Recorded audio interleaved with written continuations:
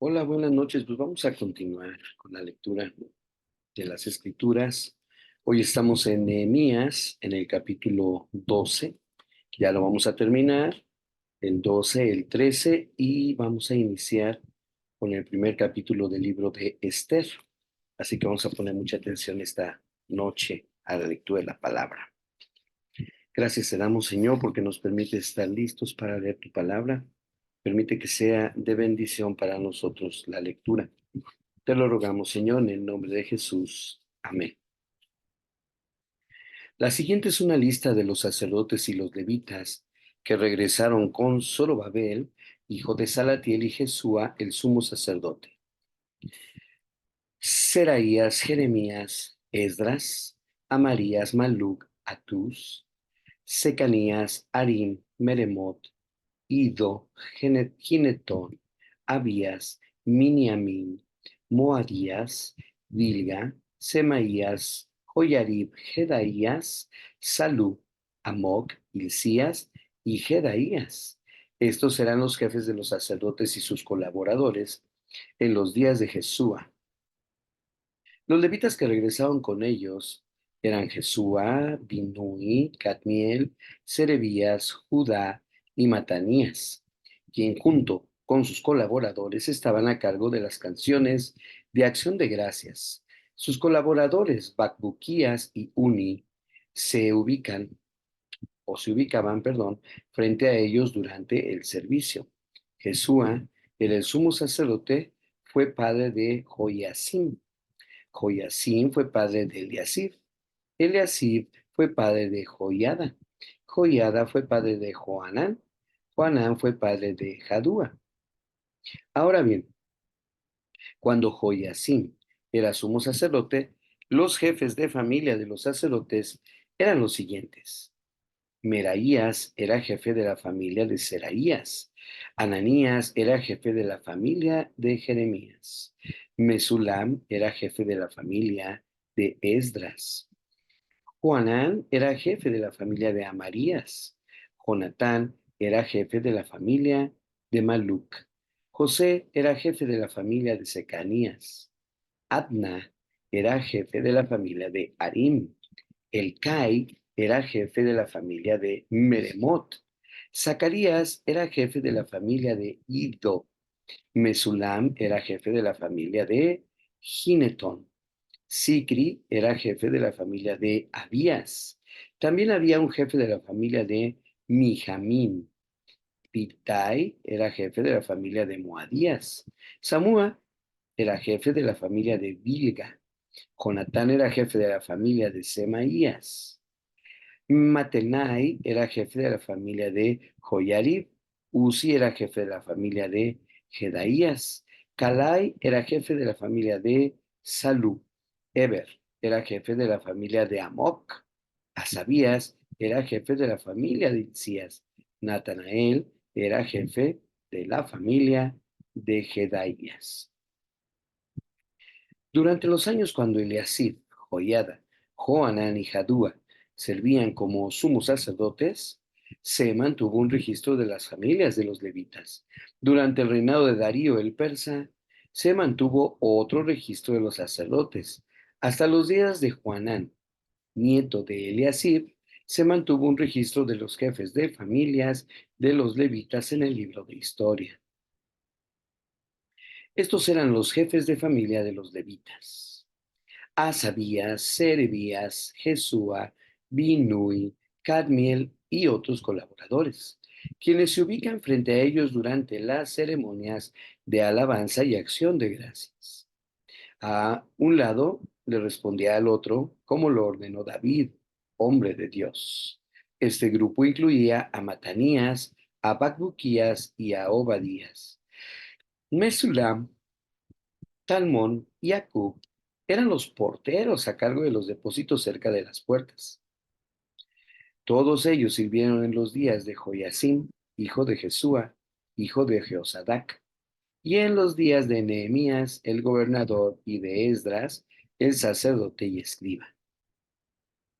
Para la dedicación de la nueva muralla de Jerusalén, se les pidió a los levitas de toda la tierra que fueran a Jerusalén para colaborar en las ceremonias. Debían tomar parte en la feliz celebración con sus canciones de acción de gracias y con música de címbalos, arpas y liras. Se reunió a los cantores de la zona alrededor de Jerusalén y de las aldeas de los netofatitas. También llegaron de Bet Gilgal y de las zonas rurales cercanas a Jeba y Asmavet, porque los cantores habían levantado sus propios asentamientos en los alrededores de Jerusalén. Primero, los sacerdotes y los levitas se purificaron a sí mismos. Luego purificaron al pueblo a las puertas y a la muralla. Conduje a los líderes de Judá a la parte superior de la muralla y organicé dos grandes coros para dar acción de gracias. Uno de los coros se dirigió hacia el sur por encima de la muralla hasta la puerta del estiércol. Osaías y la mitad de los jefes de Judá los seguían, con Azarías, Esdras, Mesulam, Judá, Benjamín, Semaías y Jeremías. Luego iban algunos sacerdotes que tocaban trompetas, junto con Zacarías, hijo de Jonatán, hijo de Semaías, hijo de Matanías, hijo de Micaías, hijo de Zacur, descendiente de Asa.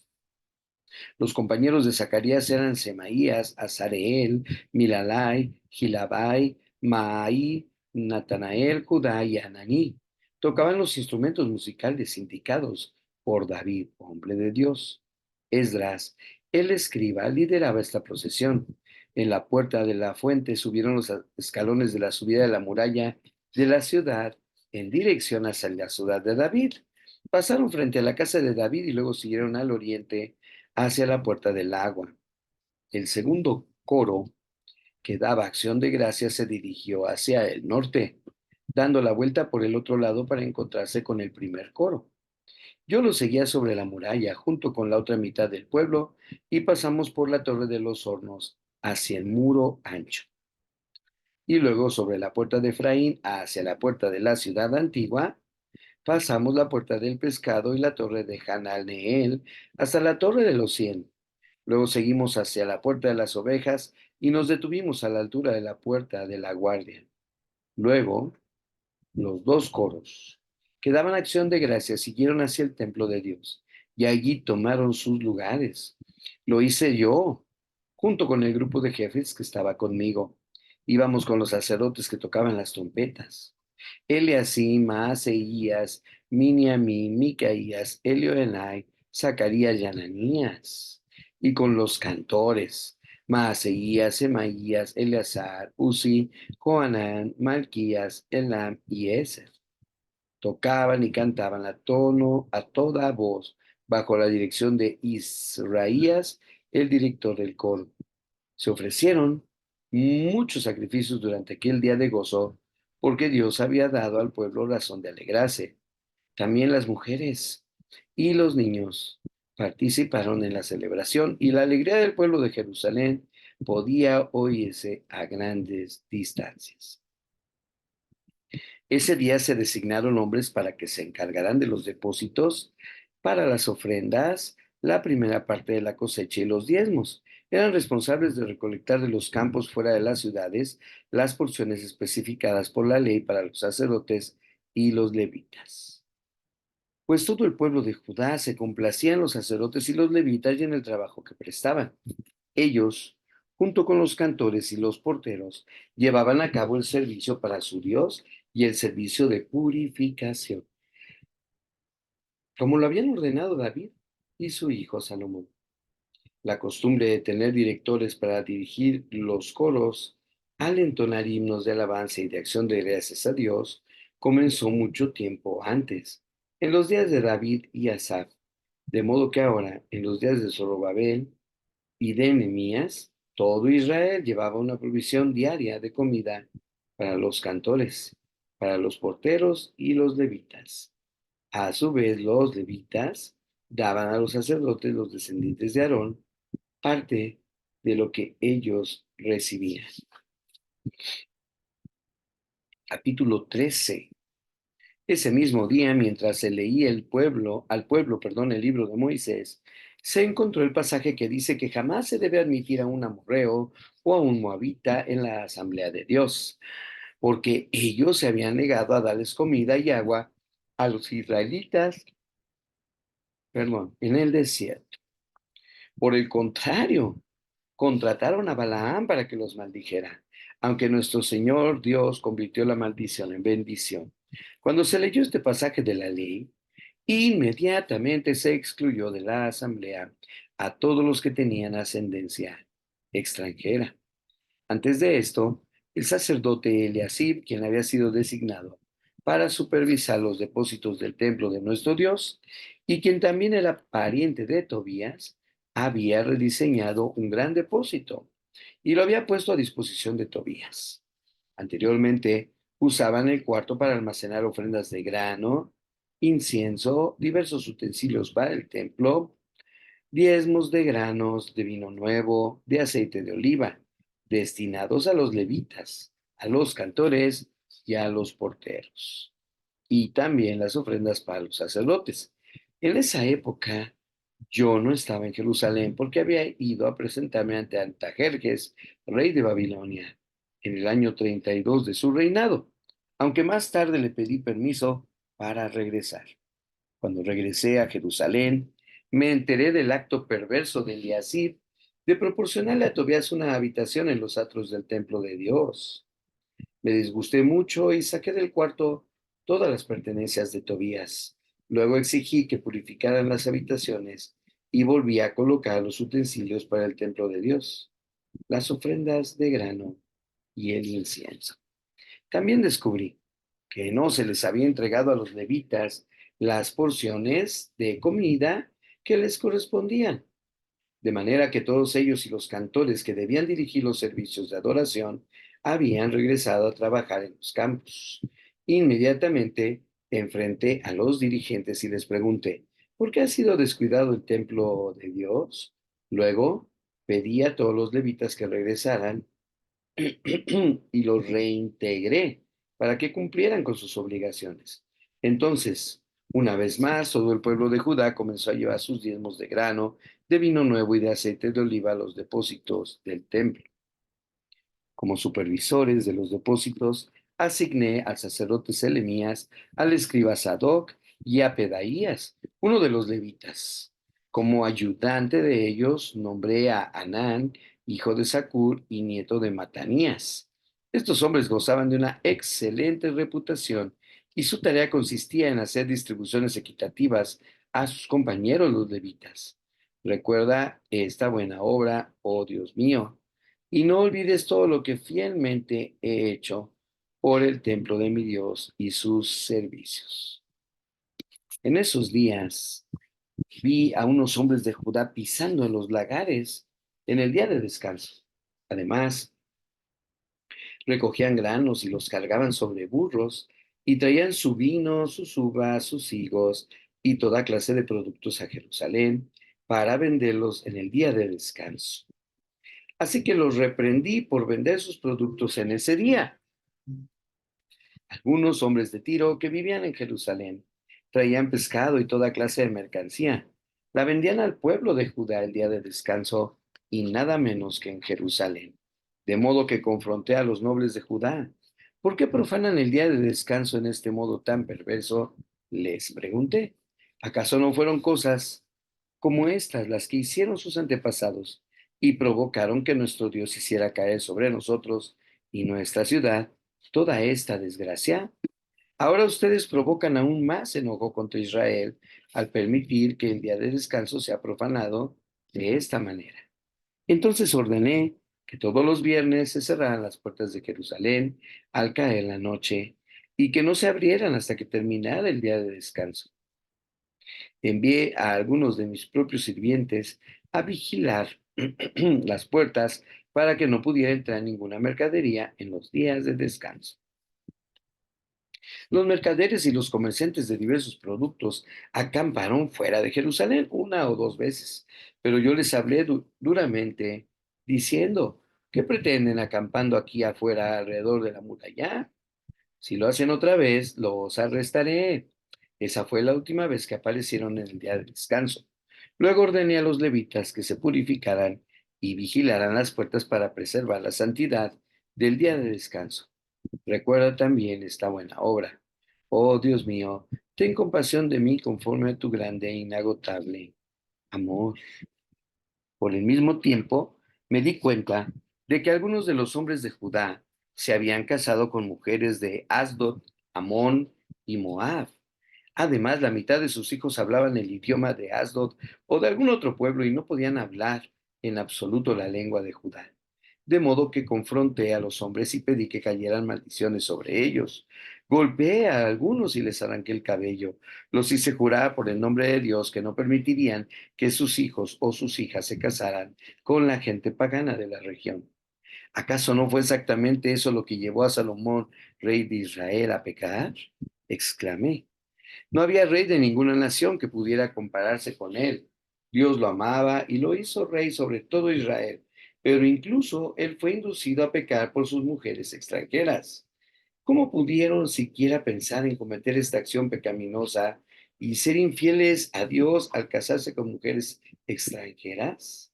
Uno de los hijos de Joiada, hijo de Eleazib, el sumo sacerdote, se había casado con la hija de Sambalat, el Horonita, por lo cual lo expulsé de mi presencia.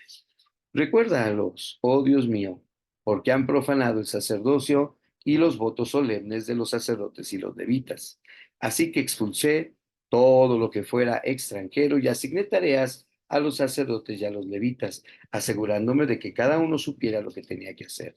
También me aseguré de que llegara el suministro de leña para el altar y las primeras porciones de la cosecha en los tiempos establecidos. Recuerda esto a mi favor, oh Dios mío. Pasemos ahora al libro de Esther. Esther capítulo 1. Estos hechos sucedieron en los días del rey Jerjes, quien reinó sobre 127 provincias desde la India hasta Etiopía. En esa época, Jerjes gobernaba su imperio desde el trono real, ubicado en la fortaleza de Susa. En el tercer año de su reinado, hizo un banquete para todos sus nobles y funcionarios. Invitó a todos los oficiales del ejército de Persia y Media, y también a los príncipes y nobles de las provincias. La celebración duró 180 días y fue una gran exhibición de la opulenta riqueza de su imperio y de la pompa y el esplendor de su majestad. Cuando todo terminó, el rey ofreció un banquete para todo el pueblo que se encontraba en la fortaleza de Susa, desde el más importante hasta el más insignificante. El banquete duró 7 días y se realizó en el patio del jardín del palacio. El patio estaba elegantemente decorado con cortinas de algodón blanco y colgantes azules, sostenidos con cuerdas de lino y cintas de color púrpura que pasaban por anillos de plata incrustados en columnas de mármol. Había divanes de oro y de plata sobre un piso de mosaicos de cuarzo, mármol, nácar y otras piedras costosas. Las bebidas se servían en copas de oro de distintos diseños y había vino real en abundancia, lo cual reflejaba la generosidad del rey. Por decreto del rey, no había límite de consumo porque el rey había dado instrucciones a todos los empleados del palacio de que sirvieran a cada hombre cuanto quisiera. Al mismo tiempo, la reina Basti hizo un banquete para las mujeres en el palacio real del rey Jerjes. Al séptimo día de la fiesta, cuando el rey Jerjes estaba muy alegre a causa del vino, les ordenó a los 7 eunucos que lo servían: Meumán, Vista, Arbona, Victa, Abacta, Setar y Carcas, que le trajeran a la reina Basti con la corona real en la cabeza. Quería que los nobles y los demás hombres contemplaran su belleza, porque era una mujer sumamente hermosa. Pero cuando le comunicaron la orden del rey a la reina Basti, ella se negó a ir. Esa respuesta enfureció al rey y lo hizo arder de enojo. Entonces el rey consultó de inmediato con sus sabios consejeros, quienes conocían todas las leyes y costumbres persas, porque siempre les pedía consejo. Sus nombres eran Carcena, Setar, Admata, Tarsis, Meres Marsena y Memucán, 7 nobles de Persia y Media. Esos hombres se reunían frecuentemente con el rey y ocupaban los cargos más altos del imperio. ¿Qué debe hacerse con la reina Basti?, preguntó el rey. ¿Qué sanción impone la ley para una reina que se niega a obedecer las órdenes que el rey le envía debidamente por medio de sus eunucos? Memucán contestó al rey y a los nobles. La reina Basti ofendió no solo al rey, sino también a cada noble y ciudadano del imperio. Ahora, en todas partes, las mujeres comenzarán a despreciar a sus maridos cuando se enteren de que la reina Basti se negó a presentarse ante el rey. Entonces, antes de que termine este día, las esposas de todos los nobles del rey en toda Persia y Media oirán lo que hizo la reina y empezarán a tratar a sus maridos de la misma manera. Nada pondrá fin a su desprecio y enojo. Así que, si al rey le agrada, sugerimos que emita un decreto por escrito, una ley de los persas y los medos que no pueda ser revocada. Debería ordenar que la reina Basti sea excluida para siempre de la presencia del rey Jerjes y que el rey elija otra reina más digna que ella. Cuando se publique este decreto en todo el vasto imperio del rey, los maridos de todas partes, sea cual fuere su rango, recibirán el respeto que merecen de parte de sus esposas. El rey y sus nobles consideraron que esa era una propuesta que tenía sentido, así que el rey siguió el consejo de Memucán, envió cartas por todo el imperio a cada provincia en su propio sistema de escritura y en su propio idioma, proclamando que todo hombre debía ser jefe en su propia casa y decir lo que le viniera en gana. Hasta aquí la lectura del día de hoy. Si Dios lo permite, los espero para continuar con este libro de Esther el día de mañana. Bendiciones.